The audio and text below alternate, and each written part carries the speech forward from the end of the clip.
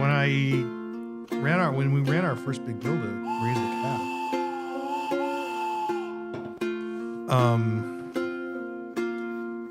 people didn't want to give power to a small microbrewery because they thought if this happens, some other force is going to move in and completely disrupt the beer industry.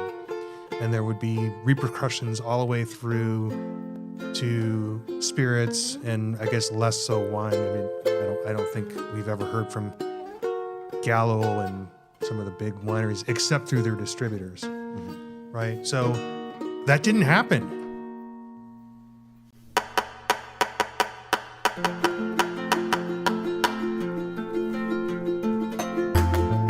Arizona is a wildly beautiful place, brimming with over 100 brewing companies. I'm Rob Fulmer, the Director of Government and Community Affairs for the Arizona Craft Brewers Guild. I'm joined by Executive Director Andrew Baum.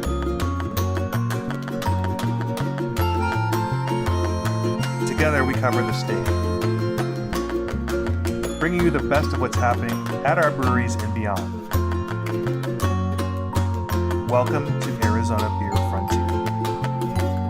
Like we define what a small brewery is, and it's you can make up to 40,000 barrels, but then after that you have to have a distributor, which was ridiculous because 40,000 barrels. Right, there's no one to be equipped to distribute 40,000 barrels of self-distributing brewery. But you're still not allowed to distribute those 40,000. No. You as a number 3 brewery, yeah, okay, fair. It was 3,000, but no one's really hit that limit and pressed up against it. There are people who maybe consider that as a business model, but when it comes down to the rubber hitting the road, no one shows that they're headed that direction. It's all right. Just, and I get it. With business, you want to create blue sky opportunities. You don't want to say, hey, the roadblock's here, and if you want to do that, go to California, right? Nobody wants to say that. And there are breweries that, I guess what I'm saying is the bottom level is the one that was more important at this point. Well, and all I'm saying is, there are people who oppose what we did then, and we've now seen, even with the help of ABI, no one exceeded the 200,000 barrel limit that Fort Peaks would have been in if they had not been purchased by ABI. But they had the full force of ABI marketing, and they were purchased at the time when craft was at, arguably it wasn't at its peak anymore, but not everybody thought it was at its still rising. Still going up, yeah. And they invested a lot of money, and they did a lot of good things for that business. They created a bunch of safety practices, and they provided educational and career opportunities for that brewery, for the people in that brewery. But they only reached maybe 150,000 barrels, And even that was not all their beers. No, it was so. That was a whole portfolio. So for anyone who said that if we raise the cap, then this is chaos is going Everything's going to become crumbling down. Right. And people will be out of work. Teamsters will be out of work for delivering beer from out of state, and we're going to disrupt. It didn't happen. And so, that's what you got to remind yourself of when people say, hey, we want to run this mill. I'm like, yeah, a lot of them won't have a chance the first year you introduce it, but you have to push back every once in a while, and you have to use that to sort of, you have no bargaining position if you don't put anything forward. And I know there's a lot of people who went through that process or heard about that process. They're like, oh, you got to give something up. I'm like, it's not always true. Like, we have had the accumulation of several small steps, but I can see where. But wait, do we have to give anything up for the growler changes? Do we have to give anything up for the alternating proprietorship? We didn't. No. So that's what I'm saying. That people are customary. Oh, we don't want to poke the bear. We don't want to. What happens if they go on the offensive based on our offensive? I'm like, well, that's why you hire somebody to sort of understand and manage that. And we're coming up into a huge period of uncertainty. There's not a lot of levers Arizona can pull when it comes to federal tariffs. We have to. There's going to be a lot of questions coming into me as to why are our supplier partners increasing their rates and blaming it on tariffs. Yeah. They're going to ask me. Yeah. And I'm going to say, did you watch the news? Do you know why tariffs are there? Yeah. Do you know what? If you're planning on putting a 25% tariff on every single piece of good that comes out of Mexico or Canada, Right. you know how much grain is grown in Canada? Yeah. I mean, it's Do all you, of our Rob? base. Do you? I do not. It's all of our base grain and 75% of the aluminum. Hey, and then what about European malts, which are And- so important to our businesses? Yeah. And so people were like, oh, we have to buy American. Well, in some cases that doesn't exist. Right. And also, again, if I'm producing aluminum and I see my competitors get hit with a 25% tariff, I'm going to raise my prices 22.5%. And yeah, And still, because why wouldn't I? And it's just there's like the race to the pricing bottom. There's the race to the pricing top. Knowing that you're going to get less volume, but and this is where we're at. We're at pints that are $7-8, and when we started this, when it's $4. $4, $5, and people will never pay that. We're seeing $25 4-packs, and it's all situational, right? I had a little discussion with someone yesterday who said they got a small keg and they went like this, Yeah, and that it was super special. you're signaling about a 3-gallon Yeah, container. that's what it seems like. Yeah. Yeah, I didn't know those exist, but hey, cool. That beer is 14%. They're selling it in 5-ounce pours for $12 a pour. oh, wow. That's a big release coming up for them. And I was like, oh my God. So I don't usually blanket prices too much when it comes to our industry because it's part of the job. But there are plenty of people who would or who just walk away from that. Consumers, you mean? Yes. Yeah. And here's the thing. There's the substitution effect, right? And so if you're going to pay that much for 14% beer, and if the percentage is important to you, then why not just get a glass of wine, or why not get some spirits? So, Kate Bernat wrote something about the tariffs, and it was kind of, everyone's worried, and people forget that even though the tariffs, the last time the administration offered those up, I'm not talking about inputs, I'm talking about on Scotch whiskey and Finished products, sure. Finished products, they just skirted it. They figured out ways to skirt it. And when you're a multinational company, you have the resources to do that. So they changed the percentage of alcohol in some of their products so they could avoid the tariff. And, your tariffs aren't going to be that super flexible. In fact, remember when the aluminum tariffs came in and it was like, oh, this is all aircraft aluminum. And then, it came to realize that this is actually it's also cars. It's also beer cans. Right. And there were months and months of people trying to figure out if this affected them or not. And then they were put in place. They definitely affected it. And there is no substitution for some of these items, right? Outside of our industry. There is no substitution for Golden Promise made by Fawcett? Simpsons. Oh, Simpsons. Yeah. It's not Simpsons. Anyways. No, if you're going to make a classic pub style ale, that's exactly what you want. That's it's probably one of my favorite beers only because I can't get it, but that's Timothy Taylor's Landlord. And if anyone goes to the UK, you have to be north of London to actually get it. I think there are some places in London that sell it, but you have to be, north. It's North Country, right? And those are the last great reasons to travel, even in this world economy. But yeah, it's a shame because definitely we had this Belgian beer fest, right? And it had a good reception. It was the first year. It didn't break any records, but those are going to be priced out. So if that had any momentum, they're going to be priced out. But in terms of tariffs, are just not good, and they're not in the wheelhouse of a state guild. They have to be organized through many state guilds, and that's the Brewers Association, which, by the way, they're going through some transition. We already talked about Bob Pease stepping down, and there's a search for a new CEO. But in the Last week after our taping, yeah, there was a reduction in force. There's 6 or 8 people that were let go. So I don't know. I mean, this doesn't sound like. I mean, on the one hand, if they're going to have a hiring imminent, you don't want to be the guy that comes in and cuts everybody. So yeah, one of the conditions maybe for hiring somebody is like, hey, well, we're going to do this for you, so you're not the bad guy.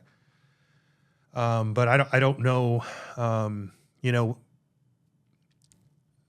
During the time that after we passed Kaboomtra, which was the reduction in the excise tax, the question is, well, what is the national organization going to lobby for?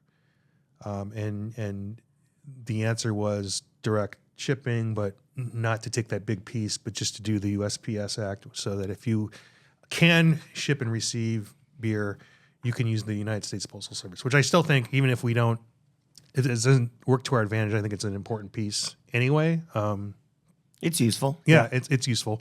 But, there were other overtures that they were making. They were trying to get franchise reform passed in some states, and they did.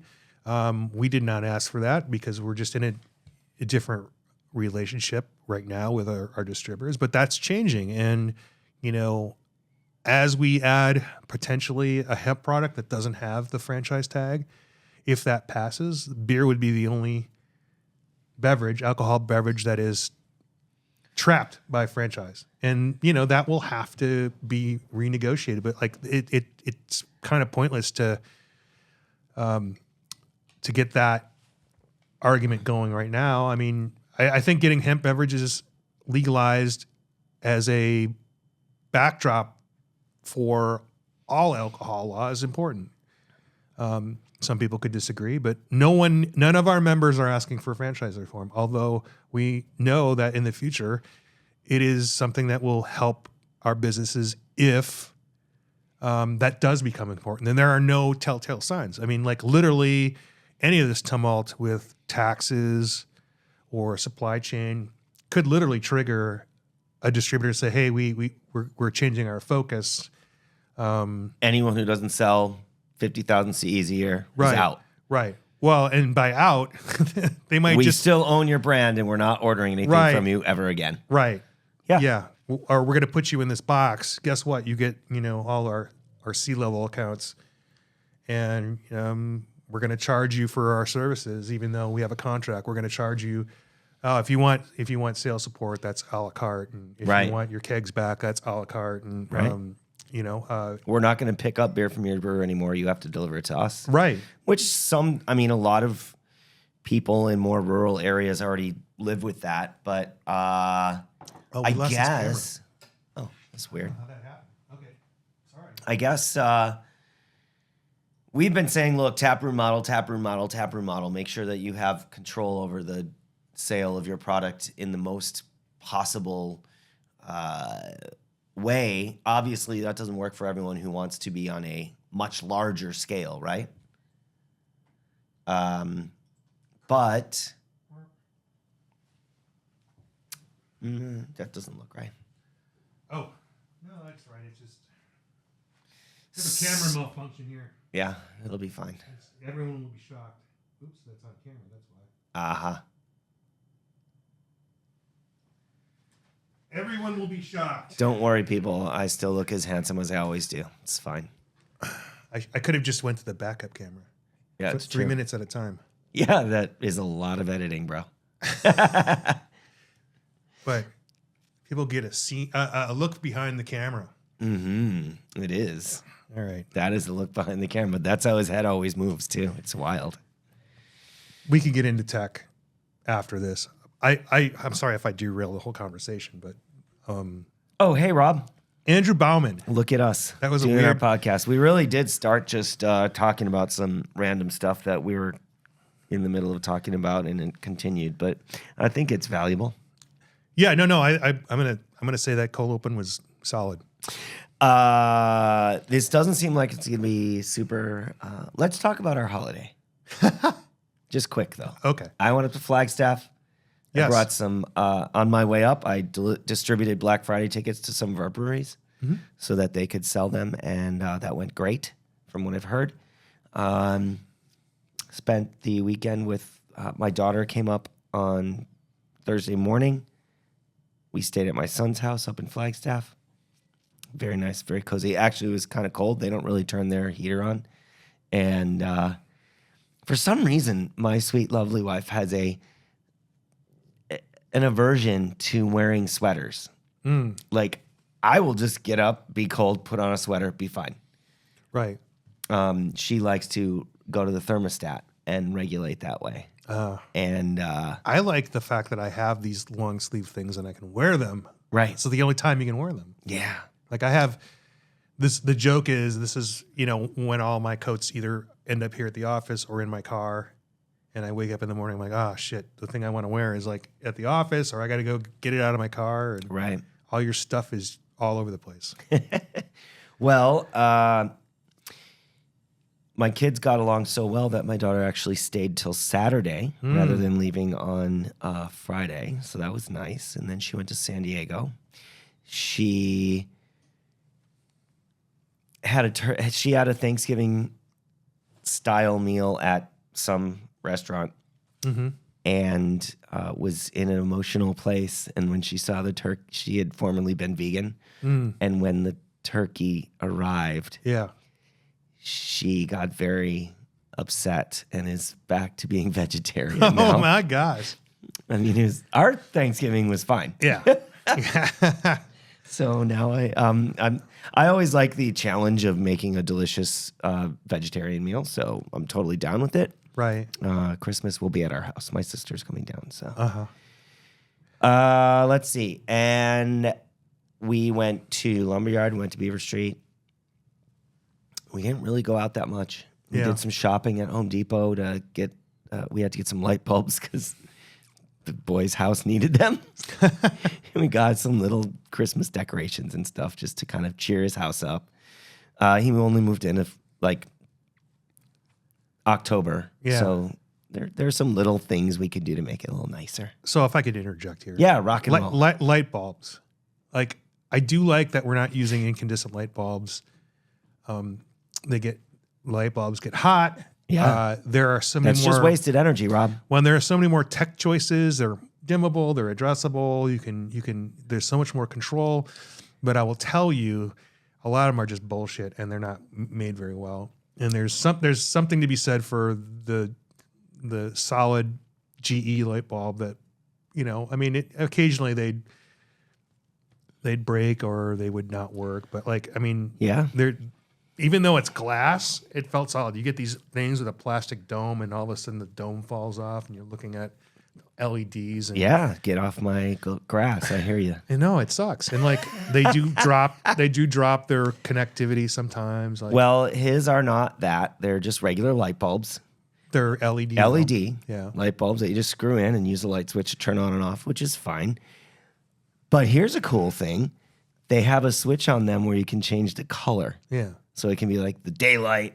Yeah. It can be warm. It can whatever. Well, yeah. I mean, the whole concept of light bulb temperature, And it's a light. Yeah. It's a switch on the bulb itself. it's a hard switch. Yeah. Nice. It's great. It's Yeah. great. You They'll just need some light they'll bulbs. be what, 50% more in a couple months? I don't know, man. Those were They're not made here in the United States, are they? I think it was $19.99 for 16 of them. Yeah. So I left him 2 extras and brought the rest home to my house. So that was your Thanksgiving? Yeah. Anything else? Did you do anything in the valley? No, you came back No. Sunday and you're just like, I'm out. I came back Sunday and I dove into my garden again. I really, that's my new thing. Saturday when we got home, I brought out my bracelet making stuff. Ah, And I made 36 bracelets. Oh, those are very like I don't know what to say. They have a turquoise. They're very Arizona and Yeah. like darker stone. I did order. I'm talking about beads, but I'm calling them darker stones. Yeah. And, Yeah. I was trying to get a little more creative and I ordered some new stones and beads. And I ordered 300 letter A Yeah. and 300 letter Z. Uh-huh. Because really, that's just what I want to do. I like that style. Simple. Easy. Yeah. Yeah. And connecting. Yeah. Yeah. So anyways, that's one of the new ones. But yeah, the new beads will be here between December 7th and 11th. More A's and Z's because I'm out. I have no A's and Z's at my house. Who is this guy buying all the Z's? Are they the same price? A's and Z's? Or are they priced out, based on their popularity? The A's and the Z's are the same price. However, when you're getting just one letter, Yeah. it is not a value purchase. Yeah, anytime you buy the whole alphabet, they only give you like one Q. If you need any, I have tons left. I don't over. need any Q. I have a bunch I don't left have over. any beating needs at this time. Tell me about your holiday, Rob. It's a whole lot of not going anywhere. It's usually my fun time is cooking. I did enlist some help this time. Because you're cooking and you're hosting, and I had some angst about what method I was using. I got the turkey. It was 21-pound turkey. That's big turkey. It's a lot, and I at this point it's like I don't think I would get anything lesser because I can manage it. I understand why people get a smaller one, but it gave me an entire breast. Like half of it was eaten the day of, and the other half was for the day after, and sandwiches and stuff like that. So it all got eaten. We left our leftovers for the two boys. Mm-hmm. Oh yeah, so Brady's roommate came down on Friday Yeah. because he is now the general manager of the Weatherford Hotel. Oh wow. Right on. Place that I go to for Bloody Marys and sitting out on the second story patio. So when you Third see story. Sam, be like, "Hey, Sam, I do know that guy. what's up, bud?" Yeah. So I decided to, I basically I quartered it. I butchered it. I took the wings off, and those got a separate bag, and the breast and the little arm bone I could get it into a bag.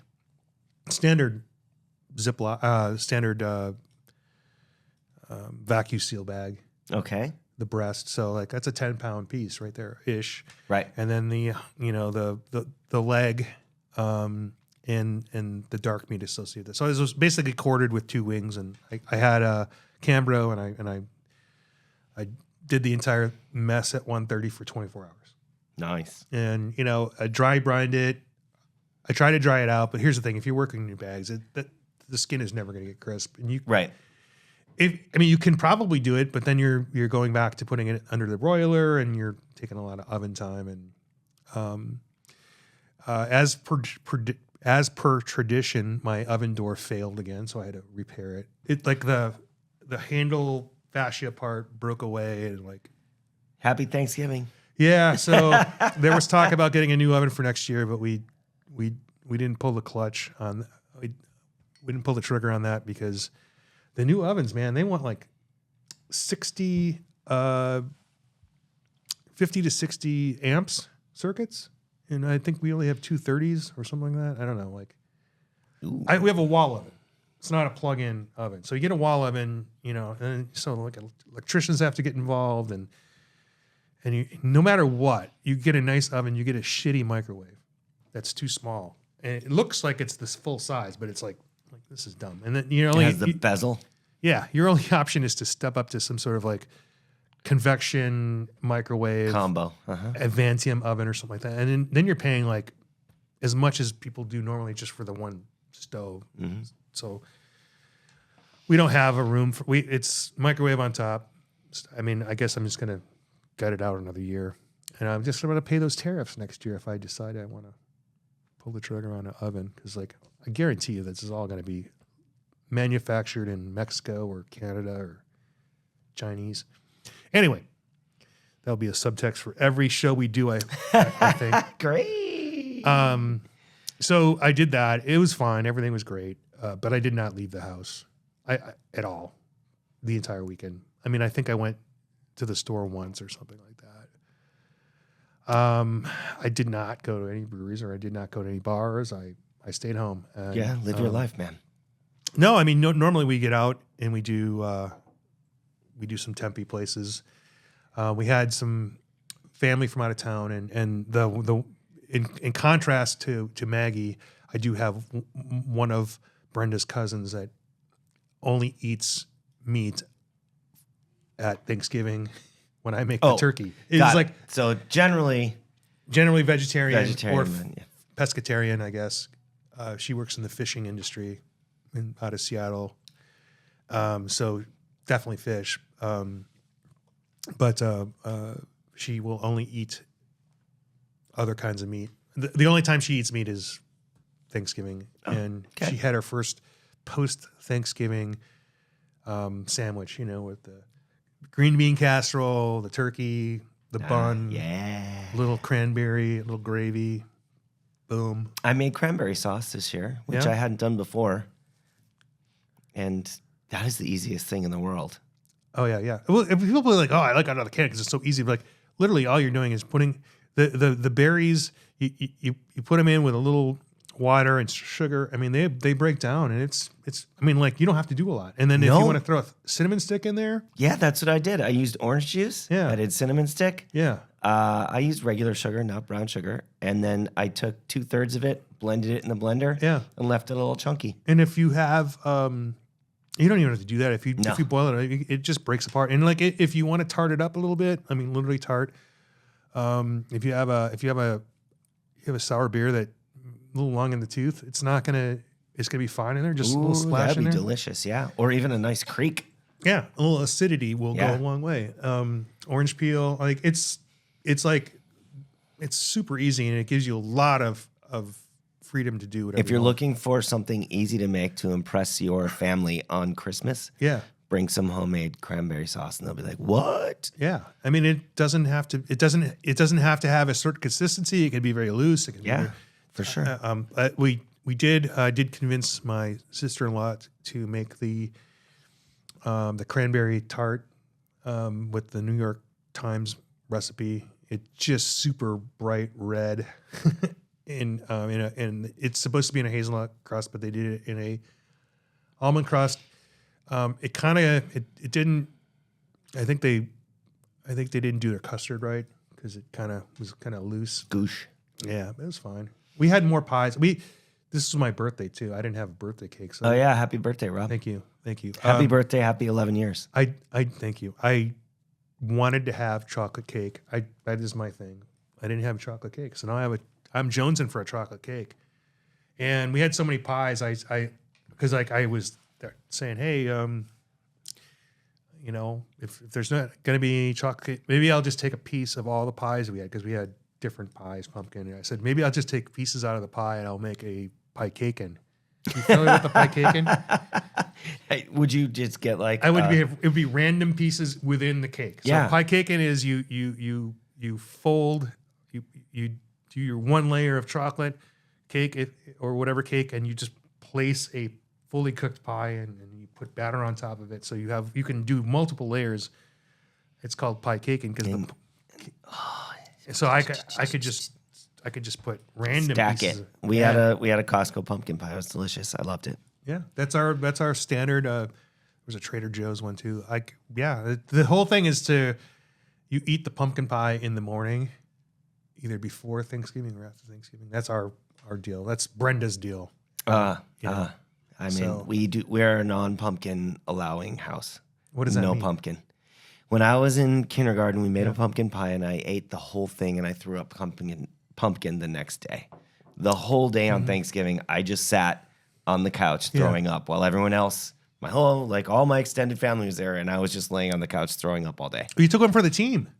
I took one for the rest of my life because we do not, no pumpkin allowed. When I worked at the Cheesecake Factory and it was Thanksgiving and we had to order all the pumpkin cheesecakes. Yeah. It was hell. We had a pumpkin I porter. mean, I'll eat pumpkin muffins or Yeah. whatever. That's fine. We had a pumpkin porter cheesecake from Four Peaks. I bet that was nice. The official brother-in-law of the podcast brought that. Nice. I love that. Yeah. So that was it. Didn't go anywhere. Didn't do anything. We just did I did a turkey breast, bone-in turkey breast. We Yeah, didn't I do a know. whole bunch. I mean, we only have 4 people. Here's the thing. Like, that is what most people eat, and most people consider the turkey. But I'm just committed to stubbornly making the entire turkey because I do like the dark meat. People will eat dark meat if you present it. Well, I'm the fan of the dark meat, but if we had 6 people, Yeah. I would have done a small turkey. Yeah. With 4 people, it's just like literally we only ate half of that turkey breast. Yeah. The 2 boys have the other whole half of it. Yeah. Yeah. So whatever, it's fine. Yeah. Anyways, that's Thanksgiving. Good job, everybody. Yeah. So, someday I'd like to do a whole what to Sure. have on your table and as a beer person. And again, the last episode I talked about how getting away from using beer in the dishes, but Well, you didn't necessarily say getting rid of using beer in the dishes. You said don't brine the turkey in the beer. yeah, I mean, yeah, So that pumpkin Yeah. cheesecake, the pumpkin porter cheesecake. sure, right. But I mean, again, could you have made that cheesecake taste just as good without beer? Kind of, probably. I mean, no, I mean, it is part of beer is other things that aren't in the beer. I get Right. it. It's like, Sure. it's storytelling. It's Yeah. whatever. My point is, there used to be like, oh, you have to have these beers, and you have to have these big beers and special beers, and like honestly, you just have to have a beer that you like, and it could be a big beer, but you have to have a beer you like. You have to have maybe a beer that you think pairs with something, but you have to have a lot of beer that everyone will just enjoy and not think too hard about. So you're not constantly challenging people when they just want to hang out and talk and Yeah. enjoy themselves. So when my wife went to meet one of the relatives, she flew out and flew back with her because she's getting up there in age and just wanted to have some companionship on the flight back. It happened to be in Milwaukee, and I said, hey, you can buy a 12-pack of Spotted Cow on the other side of security. On the air side. Yeah, so she brought that. We didn't go through all of it, but like it was a Nice little. I know. Twist. So, Hey, I had our friends Paul, formerly of the Arizona Craft Brewers Guild, yeah, Rosemary. and Liz came over and hung out with us, and we played cards. Oh, nice. Yeah, Nice. we had a blast. We are having the Selly drippings right now, and has fallen off. But you had it for Thanksgiving. yeah, it was good. It was awesome. Yeah. I actually had that on Friday when Paul and Liz came over. Nice. We all shared that. Oh, I'm glad he got to have some. Yeah. And Liz too. Yeah. I don't know if you've seen his hair, but my God, No, I haven't. long, glorious, curly locks. Is it getting redder? Yeah, Yeah. so nice. Good job snapping that up, Liz. One other thing that we should talk about from this weekend is Yeah. the ASU U of A Oh, my God. footballs game. Well, in football in general it was what a blowout. Wild. Yeah. Well, ASU is going to the Big 12 championship, correct? That's the talk. Yeah. Yes. Neat. Yeah. That game's this Saturday? You got me, man. I don't know, man. I know nothing. All I know is they won and U of A lost, and that was very exciting for my children. There were a lot of football Actually, games. not exciting for any of my children. None of them give a shit. There were a lot of football games, and we didn't watch the Lions for some reason. And I don't know what it is now. Like what there's 2 other competing things with Thanksgiving. It's the dog show Dog show. and the parade. And the parade is basically you're watching Broadway play segments. 8:30 till noon. You're just watching dance stuff. Like it's not like you're not watching bands go by too much. It's all they stop and like I don't know, man. Like talk about keeping something alive. Like TV and the Tony Awards and the parade are the only thing that support this idea of Broadway shows. And stuff. It's very weird because like, you tune in and like, oh, the balloons, and like, no, they just drive whatever the equivalent this year of Cats is on your TV, and I don't know, it's just weird. Like I don't know what the appeal is. Like I turn it off. Like I read an article that said the largest asset that Macy's owns is that parade because they don't make any money in their retail anymore and they just keep closing stores. But they have that parade, and man, that thing's worth some money. yeah, I guess. I don't know, man. sponsorship. I mean, no one would go to that without sponsors, right? Mm. Like if there was just like if it went back to high school bands, and I think it'd be so nice. it would be, But it would not be 3.5 hours. It wouldn't be on TV, and it wouldn't. It'd probably be on TV, but I don't know, man. That's a lot of- so let's see. Tomorrow's Repeal Day. I'm drinking out of my Arizona Beer Day December 5th cup. Lucky me. that was randomly assigned to you. That was randomly assigned to me. So exciting. Actually, that's today when this is released. Yeah. So that's super awesome. It's let's see. actually national. national, but Repeal we Day. just kind of Called it Arizona Beer Stole Day. it. I did because I don't- swiped it. I mean, we need to reclaim it again. It's, Arizona Pint Day is coming up on December 20th, and I got a pre-production sample cup that I promptly showed to someone, then left with them. Kyle at Sugar Bar. Okay. Can you bring that back to me, bud? It wasn't him; it was me. Yeah. And it looks great, and I'm super excited. It's going to be available at over 20 breweries throughout Arizona that are selling this super limited edition. There are about 1,200 of these glasses that are going to be available in the whole world, and they are so cool. That's December 20th, Friday. Right on. Yeah. So people need to do that. Yeah, I'm going to get some. I'm going to replace a lot of glassware that I just have hanging around. Toss that. Standardize on one type of glass. That'll be it. Oh. For everyday people coming over and drinking beer glassware. Sure. Because I still have my small and my bulbous ones, and Yeah. I mean, just for like hanging out. Man, I'm going to I have replace so them many all. glasses that I like. It's tough, and I have a very strict 1 in 1 out rule with glassware. Yeah. So I'm gonna have to dump some glassware that I really like to bring a couple of these in, and that's But it's going to be a process, because the next year you're gonna want those glasses, and you're gonna want to I know. be.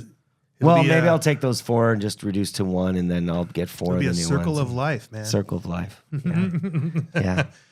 These are important for a couple of reasons. Because there isn't a connective tissue piece with Arizona beer culture that could potentially be in the kitchen cabinets of everybody in the state, right? There is not this connective idea, and we hope that this is it. And it will bring modest returns to the guild, so that we can continue to do what we do, and it gives our breweries an opportunity to market competitively, because some of them are going to give them away, and some are going to price them in. I to know a some thing. breweries that are going to do it with a full, it's this much, and you get to keep the glass, but you get a glass of beer too. Yeah. Some that are going to do whole gift basket. Yeah. So or this shirt comes in the cup. Right. Yeah, whatever, man. I love it. but we came into this talking about what are we going to talk about that's not negative. So far, it's been pretty positive. But do I introduce the negative news at this point? Sure, a little bit. You know what? Maybe we should take a little break. Okay. Wow, we're gonna. And then we're going to dive right into the Challenges. fire and brimstone of hell that we live in today. What? Wow. Oh, not that bad. I mean, come on. I was exaggerating. This is just for, I'm going to go. All right. Break.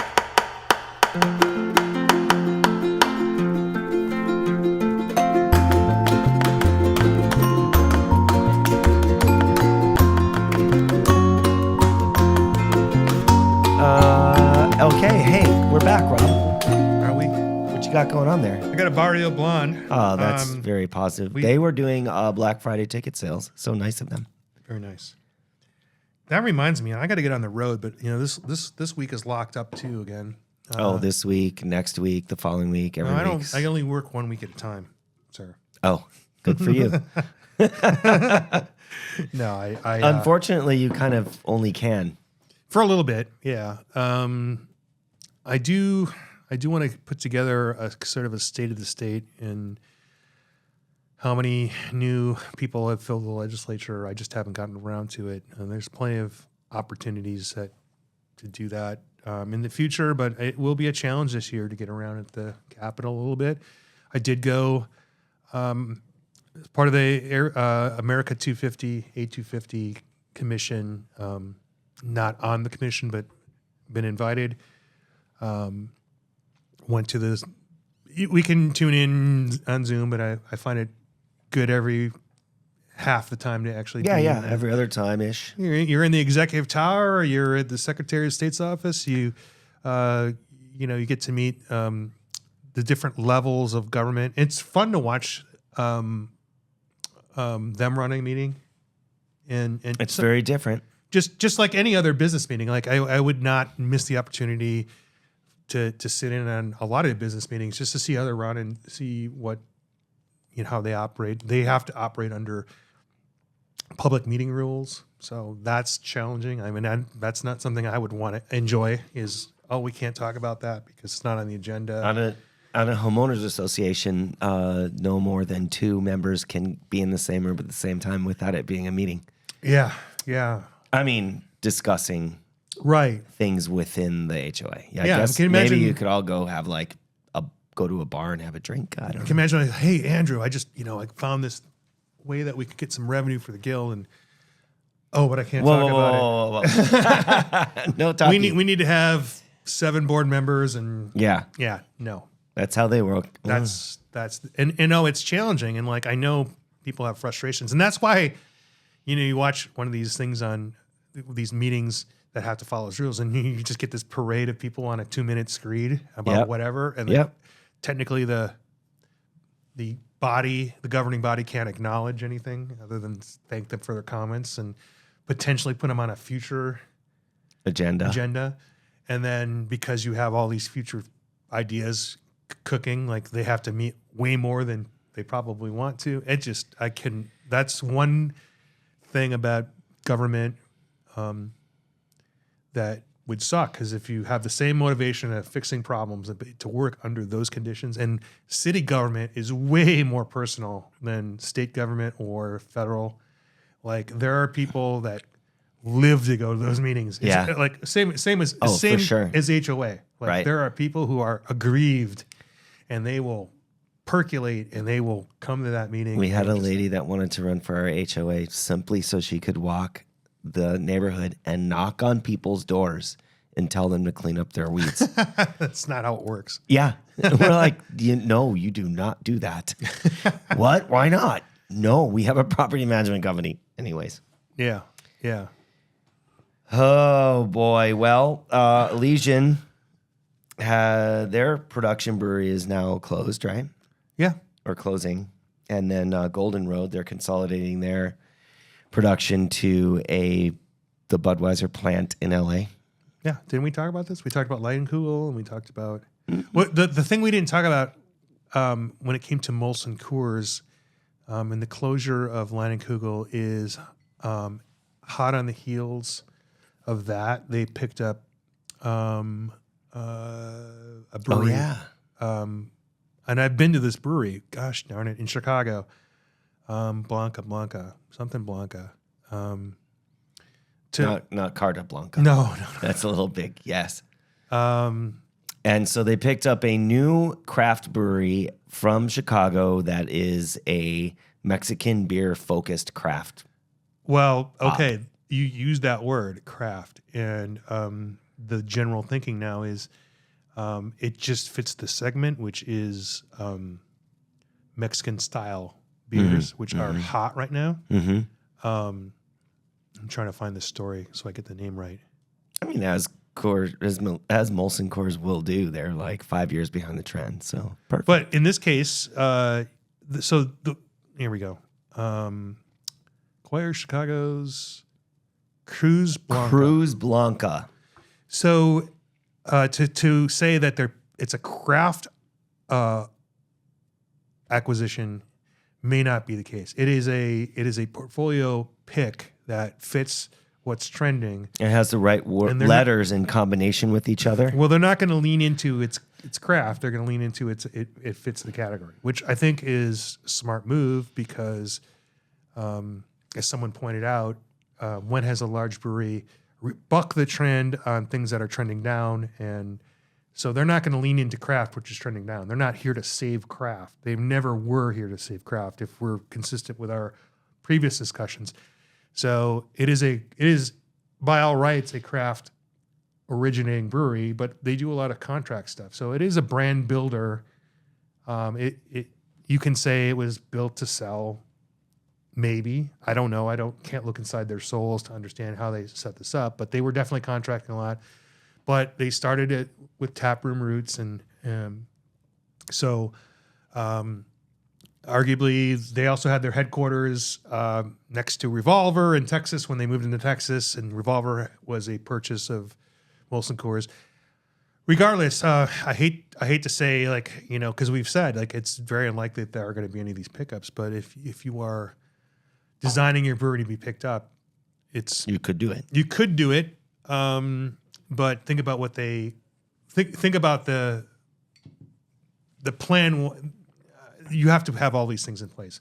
We also talked about people earlier that are in the market. I'm like, well, none of our breweries fit that person anymore because they're not with that larger brewery, unless they're going to make some sort of play. And like I can tell you, when it comes to contract brewing, people say, well, you know, I got this idea and I want to contract. I'm like, great. The only way you can do this without a license is if you want to contract, your best bet is to hire a national sales experienced person who will have a distributor relationship and will be able to present your idea to immediately go into distribution. You're not going to sort of bootstrap and your way through that, because the only way that contract brewery works is if you can move some volume through a distributor. You can't, because you, as a contractor, you don't have any distribution rights. You don't have any sales rights. You can't pick up beer and walk into a bar and sample it, because that is bringing an illegal product in, because you're not the manufacturer. You have the same rights as some rando guy saying, hey, I got this beer in Wisconsin. You want to try it? I can get you some more. Like it's bootlegging. I mean, it's so I don't know where it's going with this, but that was the new that was the twist on the news that we talked about with Big Beer getting out. Well, they got in a little bit, but they are definitely not leaning into craft. They're leaning into the category. Sure. So, and I know I've said over the last 10 years, sometimes on the show, like, you know, the biggest opportunity still to this day is activating the Hispanic market. I know that these Mexican style beers are appealing to everybody, but the untapped market here in the Southwest is the Mexican consumer or the Hispanic leaning consumer. You know, and if there are people who voted for the current president or the upcoming president, like, that's something to consider. Like, does the administration cultivate that new voter, or did they get what they wanted out of that and that's it? So the point is, if any of these distinct groups have economic growth, if their lifestyle improves, if they have more expendable cash, that is a market that I think could pay dividends for somebody who's ready and there to address it. You know? Sana Brewing. Yeah. I mean, like the whole identity of Hispanic culture seems to rotate around Tucson and the city of gastronomy, and there are definitely brands down there that are reflect that Hispanic-centered culture. Sure. I mean, I'm not saying you have to be Hispanic to participate in that. Look at 1912. Yeah.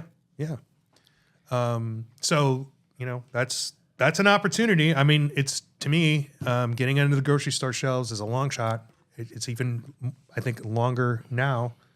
But And will be more and more. at some point, there will be somebody who bucks the trend and makes it, and it'll be the model, and people will be excited about it. That's the thing that we're waiting on. And if I could bring it back to what we do, is what will be the thing that provides revenue for this organization.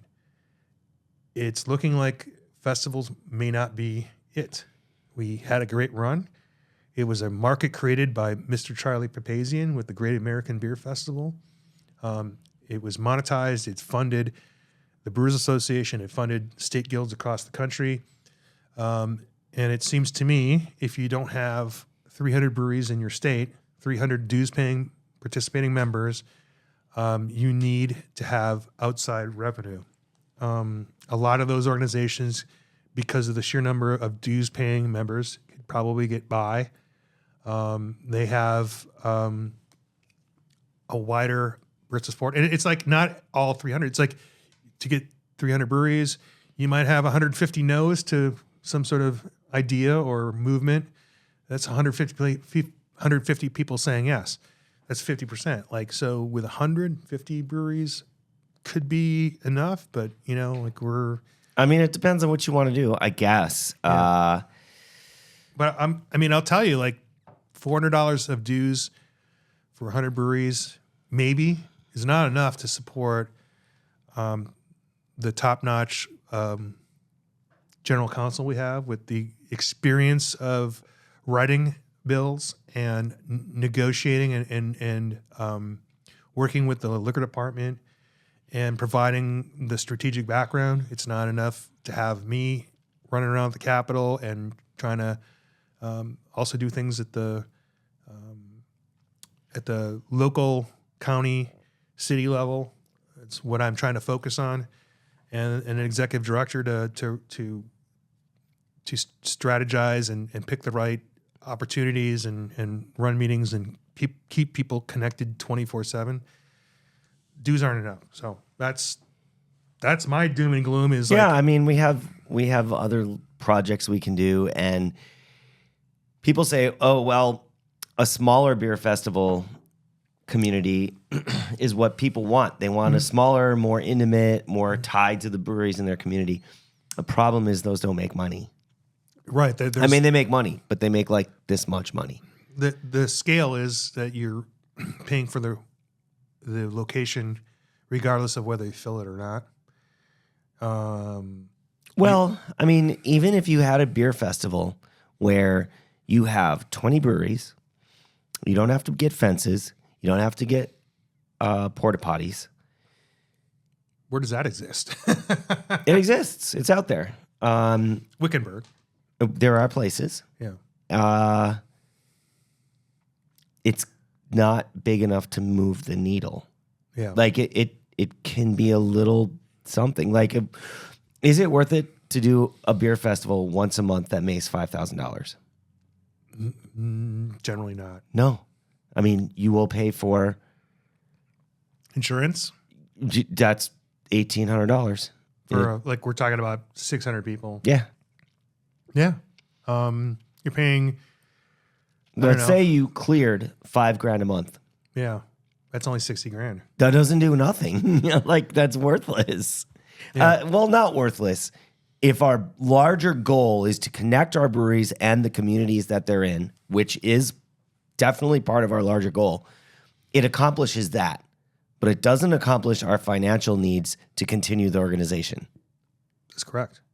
And, if you have members of each brewery, in addition to volunteering to be there and to serve beer, run and manage it. But it's not easy managing even 25 volunteers. And if you're talking about, a management team to get an event done, like you don't need 10, you don't need 5, you barely need 3 for that size event. But you have to have 3 to 5 just to have the input from the organization and all that other stuff. And so I'm just going to say that as a state, Arizona is under that 200 brewery limit and have been overachieving. You mean 200 brewery goal? 200 brewery member dues paying. Right. That's kind of the number where after that you get to breathe a little bit. Yeah, I Okay, believe so. sure. Yeah, Okay. I mean, I could point to states that, and it's where you can afford much more staff that are focused on specific things. Like bigger states have an entire position dedicated to membership. And marketing. Yeah, but Yeah. I mean, but no, just Oh, membership. yeah. Membership. That's a position. Marketing, that's a position. But Events. But I'm just there. It's. I mean, beer is scale, Right. So if we wanted to run a niche organization where nobody got paid or someone got paid nominally, it's just going to have a different character, and you're just not going to have a presence at the Capitol. And the reason they started to look outside of their volunteer organization is, for one, to have one central point to arbitrate what the general needs of the group are, because no one has time to solicit opinions from all those breweries, and to come up with a legislative agenda, even if that's nothing but putting your ear to the ground and understanding what the opportunities are or defending. And that's what's at stake. Day to day, I get at least 3 breweries reach out to me every single day with a question about something. It could Right. be what is which supplier can this do? What can I do with this event? Or Well, talk about the beneficial organization registration that has to happen for every brewery. Beyond that, also every organization that has to be filed with the federal government. every year. It was every other year. Now it's every year. Well, I'm just saying that this is the first year that There's a lot of stuff that I really try and communicate that is important in our newsletter. Yeah. I have subscribed to every brewery newsletter that I can. Not every brewery has a newsletter. Right. There are many breweries who have newsletter signups that don't send out newsletters, but there are several that I get every week and I read every week. Right. And that's the kind of stuff I love, actually. So November 30th, what has to happen at the state level for every brewery? November 30th passed, Right. I'm just saying. and that's the renewal date for number 3 licenses. Right. And in my experience, you can tell me if I'm wrong this year, or maybe you don't have those numbers yet, but No. out of 100 breweries, somewhere between 10 and 30 breweries will fail to basically Renew their license. Yeah. and pay a nominal fee. And in the past, I've been able to work through that list, and with the assistance of the Department. right, and get them back, because it's a hassle for them too. They don't want to have to. But we've had directors who would go and make a buy at a brewery that didn't renew their license, and they would one, want their money for the permit or license. 2, they would charge them a late fee, and 3, they would give them a violation for serving without a license. So you're talking about $3,000 or $4,000 Instead of 1,200. at a minimum. Well, no, in addition to the 1,200, Right. Potentially, and yes, you can go in there and mitigate it and say, well, this and that. So that's a half a day out of your life, and you're working without understanding other breweries. And, so as a package, I can go, hey, we helped with this. So can we just clear the slate on this, and we'll do better next year? And then they forget, and everybody makes the same mistake, and we do it all over again. It's all right. So I don't know. We get people who argue that, I don't know. We just don't see the value of paying the dues this year. Well, great. Congratulations on doing everything right all the time. And also, when you want to have a change, or you don't even understand if the thing you need is within the law, then go for it, man. Or ask another brewery. They probably don't know. They either, probably are. We'll but this give is you what an they do. answer. You. Or go down the internet. Get on the Facebook and ask somebody, and they go, well, in Ohio, we can do this. In Georgia, we can do this. And weed through all that, by all means. But I actually enjoy doing this stuff. So like, you know, if you don't enjoy that, which I don't Yeah. think most people would. I like sharing. I like learning about that stuff and sharing with people. And, you know, sometimes you go, well, I don't even know if anyone hears it. But then you get a phone call and someone says, hey, you mentioned this. Can you tell me more about Right. it? And then you're like, oh, someone listened. Yay. So if anyone's made it this long, if you have an alcohol license and you want to sell hemp beverages, don't. It's not legal right now. Don't yet. If you want to reach out to me and understand the nuance of that, if you're a brewery, if you're a member brewery, I'll share as much as I possibly can and tell you the direction we're taking it and ask if we're headed in the right direction. I think we are. If you are not and you want to, if you're just a retailer and you want to have that information, I would encourage you to join our organization. I'll probably tell you some stuff, but you're not going to have a role in shaping what's happening. But, you know, it's like the answers are don't, can't. And I can tell you why, and I can tell you why other people are doing it, and I can tell you what the risks are. You know, I talked to a tap room and they asked about it, and I explained it, and I said, it's going to be a challenge even when it's legal because you have to make sure that you are serving somebody who understands what they're having. And if you know, you're going to be open to much more product liability if they said, hey, I went to this tap room. They're only supposed to sell beer and wine, and I drank this, and now I don't have a commercial driver's license. So I'm going to sue them or I'm going to beat them up on Facebook. So without the structure of the legal framework that we hope to impose, like you're going to be more at risk, you know? And so not even talking about shutting down. Then don't even think about insurance. Oh, no, they're not. They will not write you a policy right now. Well, your current policy does not include the serving of the beverages. There are ways to get that, Yes. probably, but they're not going to write a policy when it's not When legal. there's no law. Right. I'd like to write a policy so if I really get upset at somebody at one of our festivals, I can murder them. You know, that's not you. It's against the law. You can't do it. Oh, look, a spam call. So surprising. Lucky guy. Yeah. So I don't know what else we got. I think it's time to wrap it up. We had a very positive thing with a little bit of negativity. It went okay. It could have gone a different direction. So I'm happy where we're at. All I'm going to say is if you enjoy the lifestyle that the breweries have provided you, you really only got to go to festivals with our brand logo on it, you know, or buy the things or go to the places that are members of this organization. Like it's really that easy. And like you have a relationship with those breweries. So you should ask them what you can do to help the movement, right? You know, like, so should I buy my ticket from you? Would you guys consider doing a promo to support the organization? Like, I get it. It's not everybody at the brewery's responsibility. Like, it's not. But I mean, you know, we the more we can interact with consumers and everyone at our member organizations, the better we are. right. I mean, I'd much rather have you build a deeper relationship that supports the guild with your local brewery, the favorite place you go to.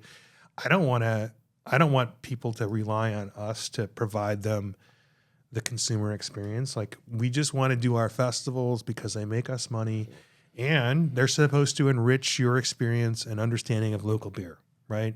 But if it's an organization where we're just doing festivals and like, oh, I got to find Andrew so I can get the ticket deal. Like, no, that should be through your local brewery.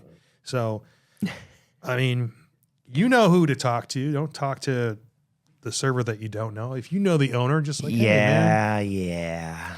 I mean, it's the same thing of like every time you go to Fry's, they say, hey, did you find everything you want? No, man, I noticed you don't carry any local beer anymore. You carry this and that. And like, I get it. You're just the cashier, but like, Say those words. You might find that cashier who actually talks to the manager. I think they have a pretty good two-way street on those relationships. I mean, if 100 people do it at one store, it goes a long way. I said, hey, I couldn't find any Saison, but I understand. I don't think that was going anywhere, but hey. It's okay. I mean, you and I'm like, oh, there's no more of this that I want. I'll just go back and I know where to find it in the back. And they'll be like, what are you doing here? I'm like, I'm with the guild. I'm just gonna make it. I'm just gonna make saisons Have you ever again. done that? Have you ever walked in the back of a grocery Oh, store yeah. because you know there's back stock? I've done it. And not because I'm like, oh, I'm so and so. I'm like, I just know it's there and I'm going to Yeah. get it. So it's like the whole Ron Swanson. Uh-huh. I know more than you. I've been there. Hey, produce guy, I'm going to go. Don't bother me, man. I'm just going to get some beer. Hey, produce guy, I'm just gonna grab a watermelon. Don't worry about Hey, it. Sometimes the beer finds you. this is not a beer podcast. It's a podcast about beer. And Thanksgiving. Yes, it is. And all right.